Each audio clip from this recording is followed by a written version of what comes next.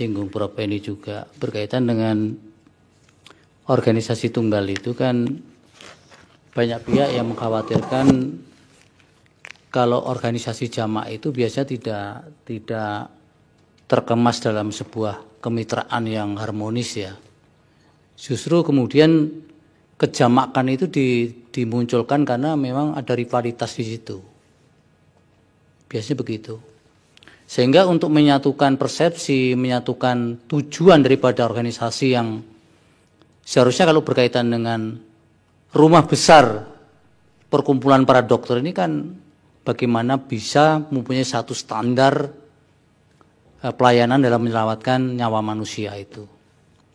Nah, tadi kekhawatiran yang disampaikan Prof. ini juga ada dalam pikiran saya, bahkan ketika beberapa waktu lalu Pak Menteri memberikan keterangan, itu sudah saya singgung bagaimana berkaitan dengan majelis kehormatannya, termasuk kode etiknya.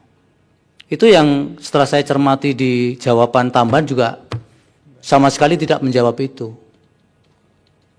Itu Prof. Aidul yang ini berkaitan dengan dampak daripada kalau kemudian ada organisasi itu lebih dari satu. Oleh karena itu di samping apa yang disampaikan Prof. Saldi tadi, bagaimana sih ruang dialog itu dimanfaatkan? Karena ide juga jangan kemudian merasa di posisi yang kuat atau yang benar, karena bisa jadi tunggal itu tidak ide juga, bisa juga yang lain sepanjang tunggal. Bagaimana kalau MK punya pandangan seperti itu nanti? Kalau memang para pihak diberi kesempatan untuk dialog kemudian tidak mau. Dan juga bukan harus PDSI kan. Nah itu. Jadi MK punya range-range seperti itu yang mungkin bisa mengarah kepada bagaimana sih sebenarnya figur organisasi tunggal yang tepat itu. Karena beberapa praktek faktual yang ada di negara kita ini, beberapa organisasi yang undang-undangnya sebagaimana disampaikan Prof. Arsul tadi, mendorong untuk satu organisasi tunggal, tapi malah faktualnya malah kemudian tidak, seperti advokat itu. Jadi 8 atau 7 organisasi yang semula berpencar itu kemudian supaya didorong untuk paling lambat 2 tahun sejak undang-undang itu diundangkan harus melebur menjadi satu.